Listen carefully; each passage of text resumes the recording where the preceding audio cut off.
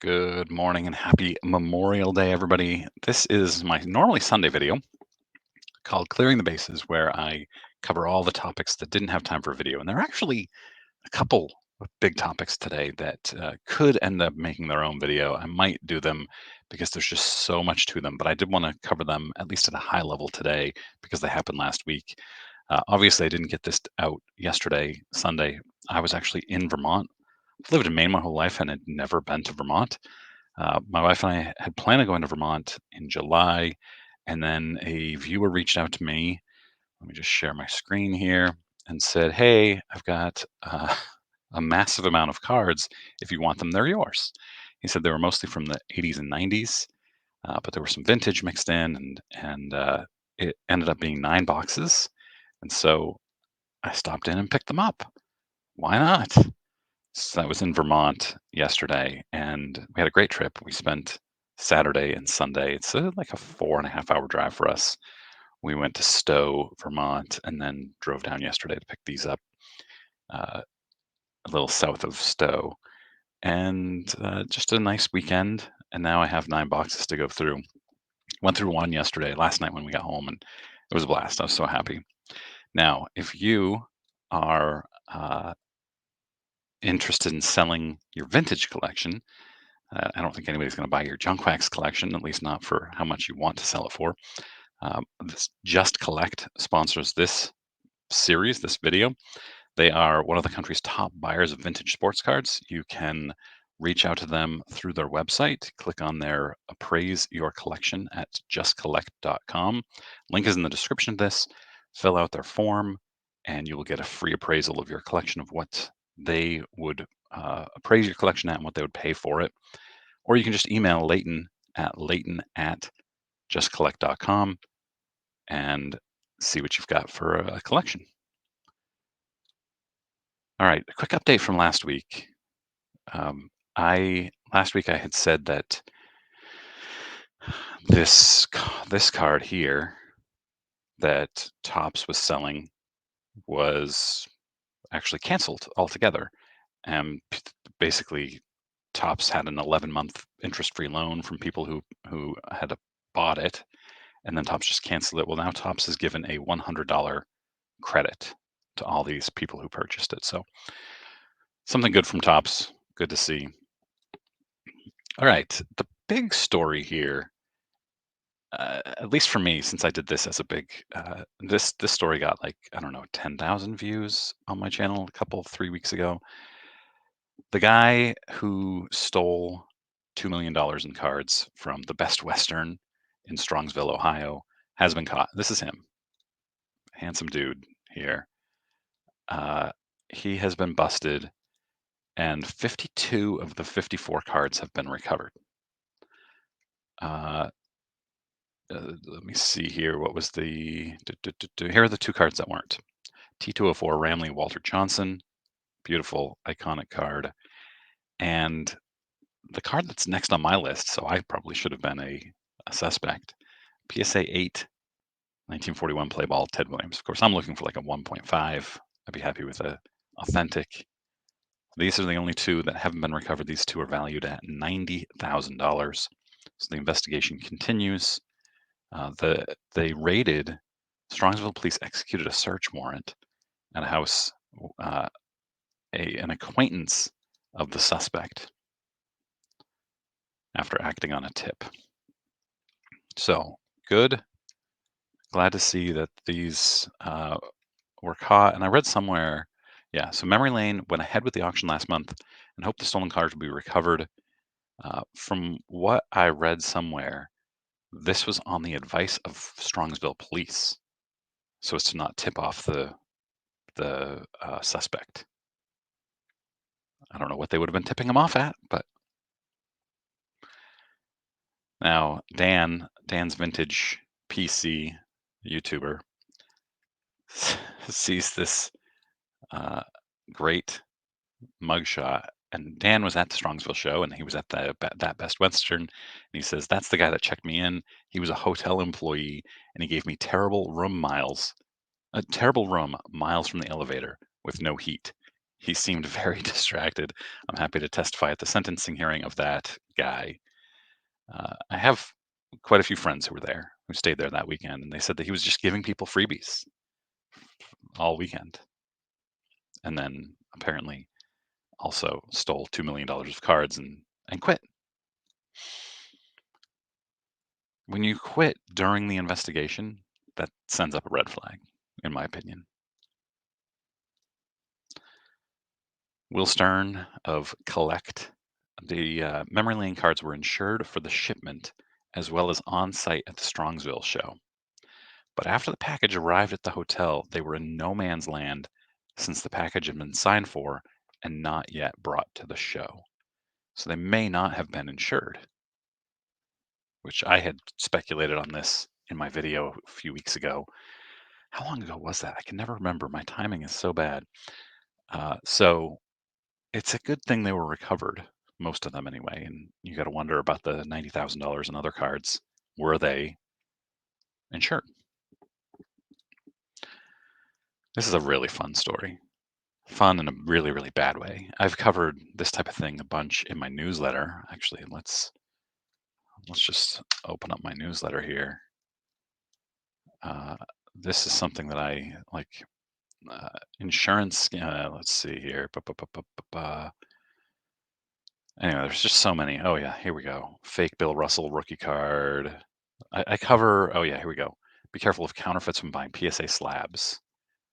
And you can sign up for my newsletter. It's free, weekly. junkwaxhero.com.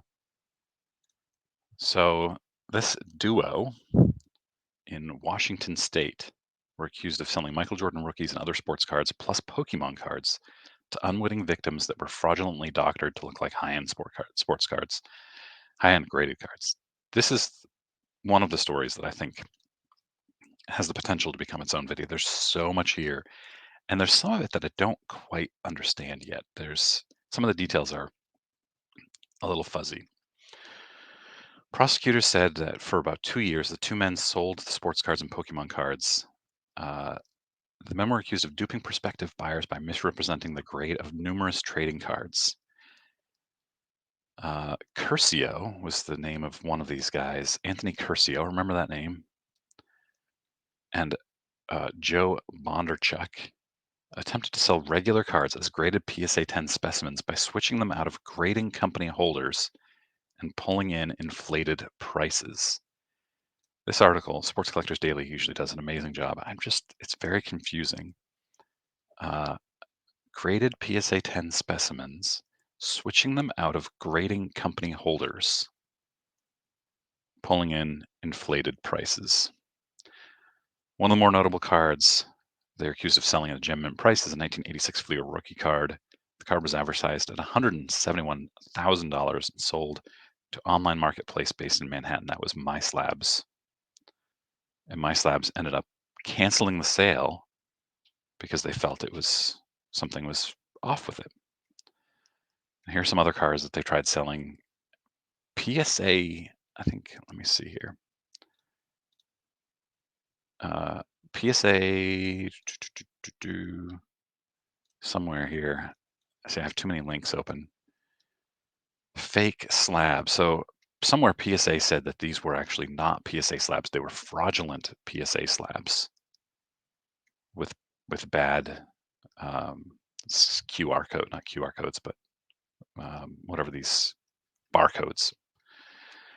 I think it requires a whole nother video because there's just so many details here to get into on a Sunday video. And this is what Sunday videos are, just quick hit kind of things. But PSA is now offering a brand protection request where collectors can have the company look at the card's case and or label to make sure they are genuine. I think this is a good offer from PSA.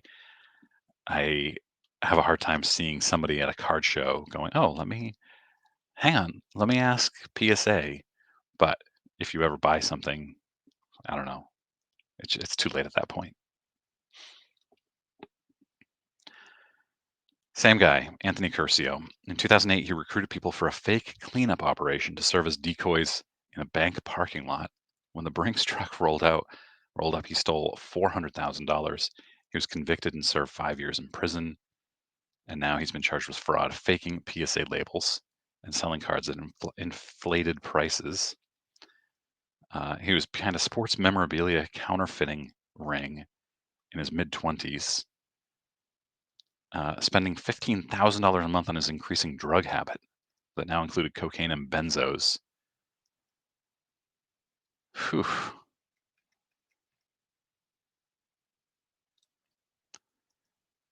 Yep. That dude had some problems. And here we have I Am Meatballs. Last week, I lamented the fact that I didn't have anything from I Am Meatballs. Normally, I have something from I Am Meatballs. And he ended up watching the video, responding to it, saying that he was okay. So this is good. Last week, I said, I hope he's okay. They used fake names and veiled threats, like claiming they were the leaders of the Hells Angels. Now, the Sports Collectors Daily article said that they actually gave the phone number to the leader of Hell's Angels. So I don't know.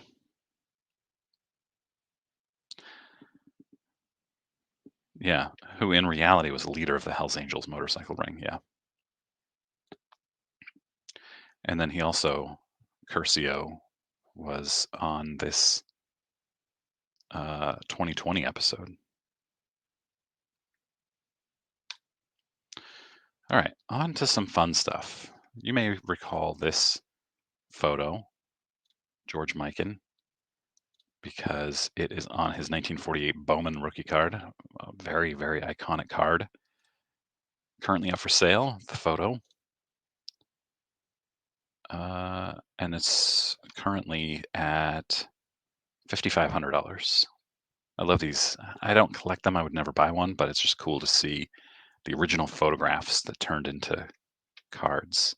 And then you also have this 52 Tops Maze photo, autographed, believed to have been autographed in the 1990s.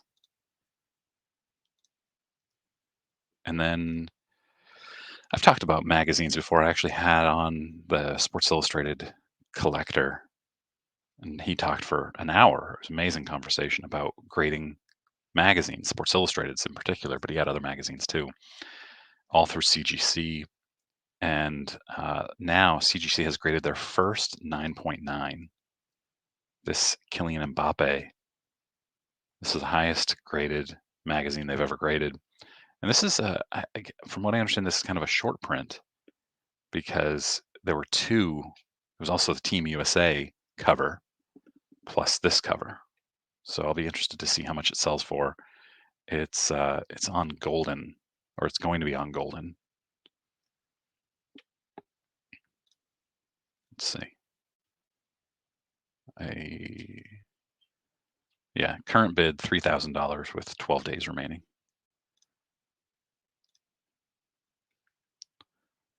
All right, you may have already seen this. Oof. Oops, I didn't want to open that. Anyway, this woman, Liz McGuire, is what she's going by. I don't know if that's her real name. Got hit with a 110 mile an hour line drive from Bo Bichette of the Dodgers, of course. Sorry, little shout out to Sports Card Investor. Bo Bichette of the Blue Jays, who she got hit by this line drive, 110 miles per hour. She stayed at the game. She didn't even get the ball. Somebody else took the ball and got this egg on her forehead from it. She tweeted at the Blue Jays, and Topps responded saying that they're making 110 copies because of the 110 mile an hour, and they're giving them all to her. So look at, jeez, that is rough. And she is keeping some for herself, but she's also signing a handful and auctioning them off for charity. Holland Bloorview Concussion Center in Toronto. So that's really cool. And here's what they're selling for. This person, Lachlan's card, says people who are buying them are dumb, but they're selling, this is with 9 days remaining, hundreds and hundreds of dollars. They're going to go for thousands in all likelihood. Yeah, and then I thought this was really cool. Richmond businessmen combine card shop with sports bar. Trio of businessmen are opening a card shop sports bar, which seems like such a smart idea for a business. They're doing card breaks, live music, food, drink, and a viewing of the Preakness Stakes on May 18th. Yeah, just something I thought was pretty neat. A couple of collectors and businessmen. All right, here we have 1989 Upper Deck Progressive Proofs of Randy Johnson and Ken Griffey Jr. This was authenticated by Upper Deck. Uh, the urban legend goes that Upper Deck, being a new company, printed test cards and full sheets without the holograms to put their new printers through the ringer. Chris Carlin, who is of Collectors, he works for Collectors, a PSA parent company, texted Dwayne, I'm going to probably pronounce his last name wrong, Bice, who was kind of one of the co-founders of Upper Deck. Not really I don't know how to, I read the book about the origins of Upper Deck, and he was a big part of it. And he says that they did not do these. These were not produced as part of Upper Deck. So these are fake, but my friend TJ is online. Uh, he was at the 1988 National and 1989 January 500 Home Run Club show. He said the Upper Deck gave us tons of promo cards and flyers. Nothing like this was seen at those shows, and they had early concepts displayed. And he sent me his Steve Yeltz. I know this is a Philadelphia icon, and I don't know how to pronounce his last name. And here you see his card. Does not have the shortstop here. And then here's the back, sample, not for resale. And there's no, well, I guess the Upper Deck thing is that, I don't know. This is TJ Online's that he has in his collection. So pretty cool. All right, TiffanyCards.com. This is a 2001 Albert Pujols Fleer Legacy. This autograph was rejected by PSA, as seen here. This is number 653 of 799, serial numbered. And then it appears to have been wiped clean and sold for $120 on eBay. Same serial number. Just interesting. I don't have anything to add to that. Okay. Here we have two Caitlin Clark cards. You have her base, $10.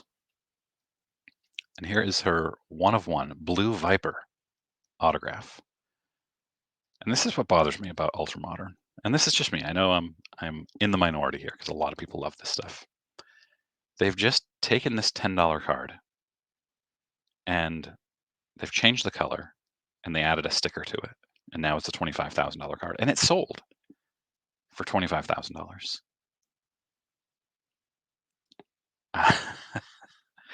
I just don't get it.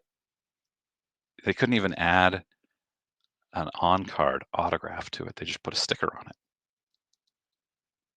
and changed the colors of the background and said, this is a one of one. It's not for me, but it's okay if it's for you. eBay and PSA selling functionality coming to PSA and the PSA Vault in the next few weeks. First launch will be the ability to start an eBay auction for any item in your vault or from a PSA grading order, with PSA handling all the logistics, shipping, and payments to you. This seems like a really good idea, really smart for sellers to just very easily send your cards to PSA, have PSA grade them, and then you can just sell them immediately without ever getting them back. PSA takes care of, or eBay, PSA takes care of the shipping for you.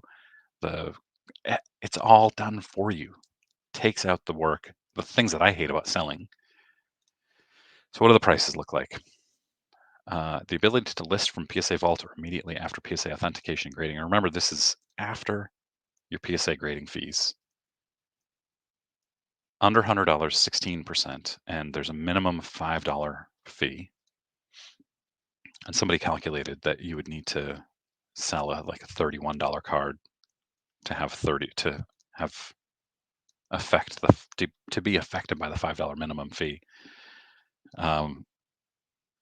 16%, and then it goes down from there. So only 7% for $5,000 or more, 10%.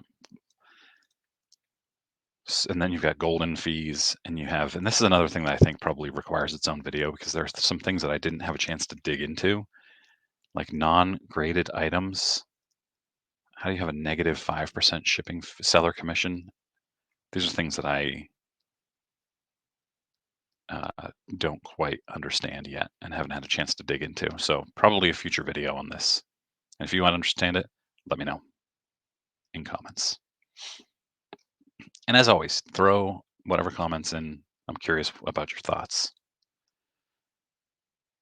All right, PSA started to receive grading submissions from cards of 2023 Donruss Optic Football. These, of course, hit shelves recently, but PSA has been unable to get an official checklist from Panini. And so they are rejecting all of these cards. They're sending them back because they don't know what these cards are. So certain parallels, things like that, there's no checklist. Crazy. It's crazy, crazy, crazy for Panini to just not provide it. All right, this breaker over on Whatnot was breaking I think, is this that product? What is this? Donruss? I don't know. Anyway, they, oh, there it is. They open the box, dump it out, and there's some, if you can't tell what that is, let's see if I can do this. Those are rubber bands around cards. And they opened it in full view. So I don't know. It's crazy.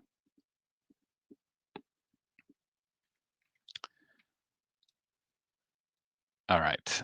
Now, this is a 97-98 Metal Universe Precious Metal Gems Michael Jordan, also known as PMG. Beckett graded this as authentic altered, but it appears this guy, Adam Gray, at the 27 guy, believes that this is just the Jordan base card, and somebody used like a red marker to color it in. And Beckett said, yeah, this is an authentic PMG. That's pretty crazy. The Beckett holder and label are presumably authentic, but the item does not match the listing title and description. Here we are with I Am Meatballs again. Yeah, and of course, if you buy this on eBay, it goes through the eBay authentication program. It gets sent to PSA, but PSA is just going to say, yeah, this slab is legit, label's legit. They're not going to actually assess the card.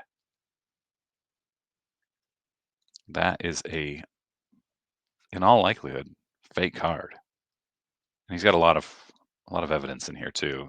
If you watch the video, it sold for $23,000. $23,000.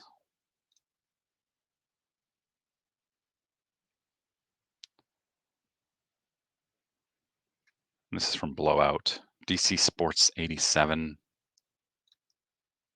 Here's the card.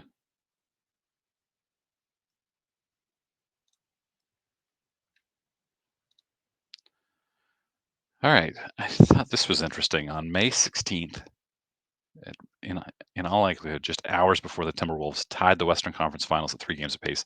So somebody's probably thinking that Jokic is going to the finals again.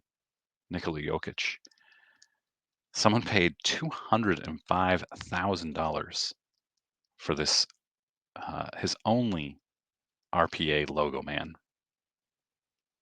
205,000. I wonder what that person, of course, if they have 205,000 to drop on a card, they probably don't care. But I imagine them being upset watching games 6 and 7 and seeing Jokic dying. Not dying literally, but his season ending. I will always share a an awesome Shohei kanji signature. This is his super fractor from 2022. Very cool. And then we have this guy. Just got some bad eBay feedback on this card because the guy claims he inspected the card through the case and thinks it's definitely not a PSA 10. And that's where I end it. That is it today. Thanks very much for watching, everybody. And oh, you know what? Now I wonder if I lost my connection again, like I did a couple weeks ago, because I have this, man, I forgot to check. Anyway, let me know what you think. Hope you have a great Memorial Day. See you soon.